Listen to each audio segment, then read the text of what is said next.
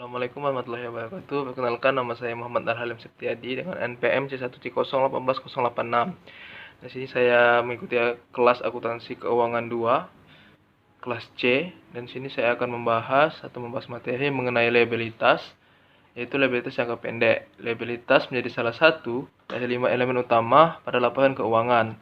Dan 5 elemen tersebut adalah aset, liabilitas, ekuitas, income, dan juga expense. 3 elemen yaitu aset, liabilitas, dan ekuitas ada pada laporan posisi keuangan. Sementara income dan expense terdapat pada laporan laba rugi dan penghasilan konversip lain. Aset merupakan sumber daya atau kekayaan yang dikuasai dan dapat dikendalikan oleh perusahaan. Berasal dari transaksi masa lalu dan memberikan manfaat di masa yang akan datang. Sementara liabilitas merupakan suatu kewajiban saat ini, jadi jika perusahaan itu melaporkan dalam posisi keuangan ada liabilitas atau hutang, maka hutang atau liabilitas yang dilaporkan itu sebesar kewajiban saat ini. Dan pastinya, dia tidak akan melaporkan lagi hutang yang sudah ia lunasi atau hutang yang belum menjadi hutangnya dia. Jadi, ketika Anda ditanya berapa hutang perusahaan, jika memang ada hutang, maka yang perlu dijawab adalah sebesar hutang sampai saat ini yang ingin dilunasi atau dibayarkan oleh perusahaan.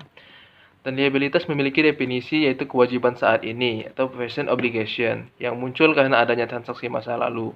Artinya, itu semua hutang yang Anda akui sekarang itu pasti berasal dari transaksi sebelumnya. Tuh, misalkan saya punya hutang karena sebelumnya meminjam kepada Billy. Jadi tidak mungkin Anda akan mengakui hutang jika transaksi yang menyebabkan munculnya hutang sebelum terjadi.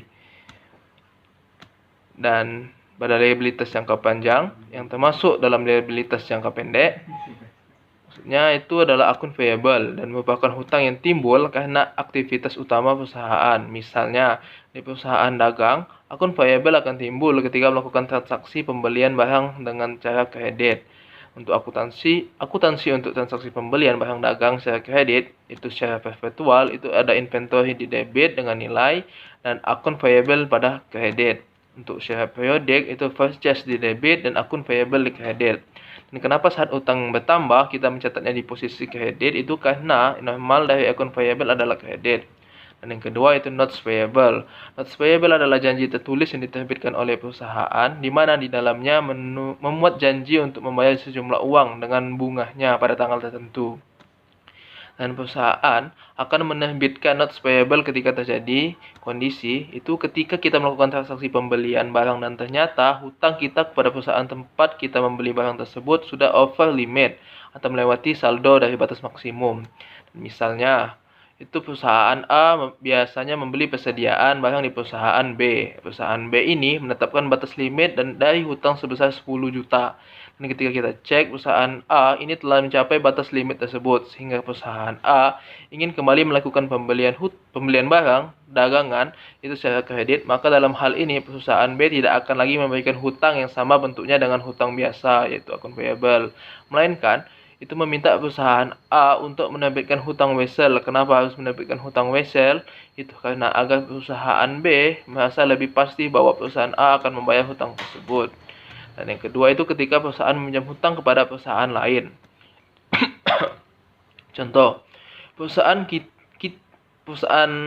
kita mengajukan pinjaman uang di perusahaan lain, dan kemudian perusahaan kita ini setuju untuk memberikan pinjaman, tetapi dengan syarat perusahaan kita harus memberikan wesel yang tujuannya adalah agar perusahaan lain itu dapat dipercaya bahwa perusahaan kita ini dapat membayar hutang tersebut di kemudian hari.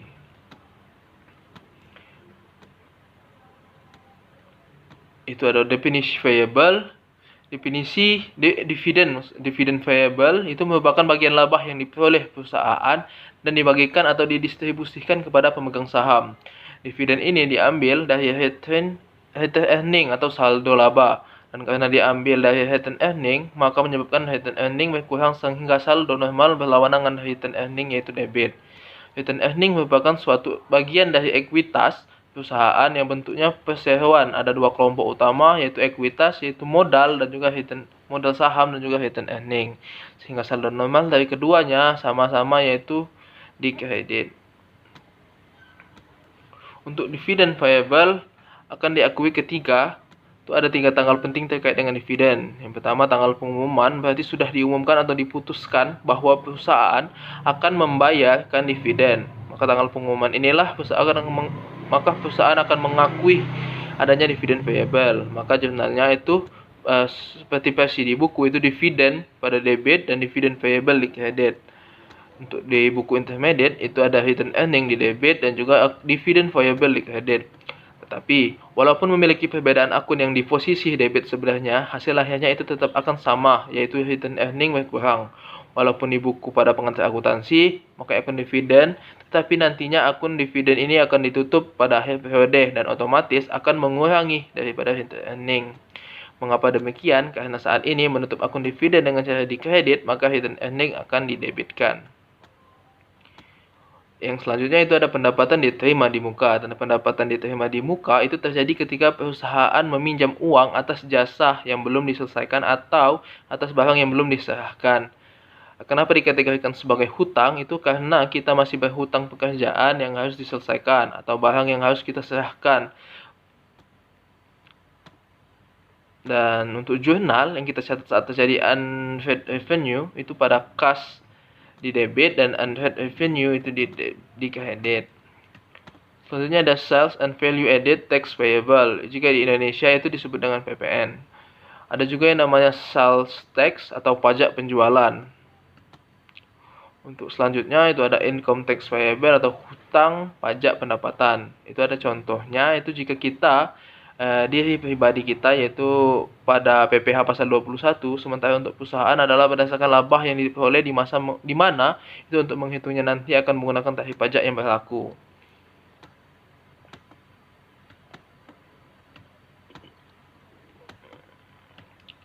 Di sini kita lanjut untuk jurnal penerbitan wesel dan pada zero interest atau bearing note, jumlah uang yang diterima tidak sama dengan nilai nominal yang diterbitkan. Nilai nominal wesel akan lebih besar dengan nilai uang yang diterima. Mengapa demikian? Itu karena di dalam nominal wesel tersebut hanya dapat memuat jumlah uang yang dipinjamkan, tetapi juga ada biaya yang harus dibayarkan. Itu untuk jurnalnya cash di debit, itu uang yang diterima, dan notes payable di credit, itu uang yang diterima. Yang kedua, jurnal pengakuan bunga wesel. Pada metode ini, akun yang dikreditkan bukan interest payable, melainkan notes payable. Itu karena bunga tersebut langsung menambah nilai weselnya. Interest expense diakui karena adanya manfaat dari uang yang diterima pada penundaan pembayaran. Untuk jurnal pelunasan wesel dilunasi saat tanggal jatuh tempo, itu notes payable di debit itu dengan nilai nominal dan cash di credit atau uang yang diterima atau plus ditambah bunga. Selanjutnya ada current maturities of long term debt, merupakan bagian dari hutang jangka panjang yang akan jatuh tempo segera. Maka dalam hal ini, perlakuan terhadap akun ini yaitu hanya merelaksifikasi, tidak ada penjurnalan. Dan namun nantinya akan timbul persoalan, apakah semua adalah current maturities of long term debt merupakan liabilities jangka pendek? Tentu tidak.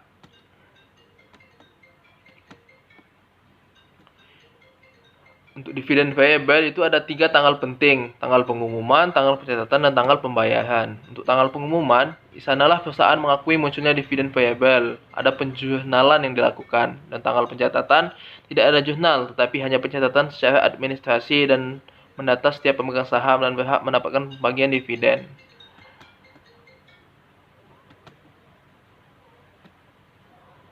Dan pada provision dapat muncul karena berbagai alasan, misalnya karena kebijakan perusahaan atas hukum. Untuk tipe-tipe provisions itu ada satu lawsuits atau gugatan hukum, yang kedua warrants atau garansi, dan yang ketiga considerance payable. Mungkin itu saja penjelasan saya pada materi bab ini. Apabila ada kesalahan atau kekurangan saya mohon maaf, dan saya akhiri wabillahi taufiq wal hidayah. Wassalamualaikum warahmatullahi wabarakatuh.